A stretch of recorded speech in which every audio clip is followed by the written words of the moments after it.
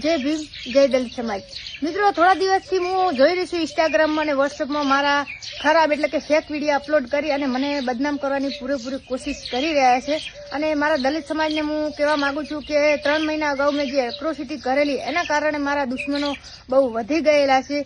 Atrocity કરવાનું કારણ કે જે મારી જાતિ વિરુદ્ધ અને સમાજ વિરુદ્ધ ખરાબ કોમેન્ટો આજ દિવસ કરતા આવ્યા, મેં ચલવી લીધું. ખરાબ રોસ્ટ મારતા, સમાજ ઉપર અપશબ્દ બોલી જવું અને હવે ચૂપ રહેવામાં નહીં આવે, કારણ કે સમાજની ઇજ્જતની સવાલ છે મિત્રો, કે આપણી સમાજની બેન દીકરીની ઇજ્જત ઉપર આવી ગયા છે. આ લોકો અત્યારે સોશિયલ મીડિયામાં ખરાબ વિડીયો અપલોડ કરી રહ્યા છે અને મને નીચું દેખાડવાની ફૂલ કોશિશ કરી રહ્યા છે. મારા વિરુદ્ધ એટલા વધી ગયા છે જે મેં સવાલ ઉઠાયો કે અમારી જાતિ વિરુદ્ધ આવી કોમેન્ટો અને મને બહુ અપમાનિત શબ્દો બોલેલા છે.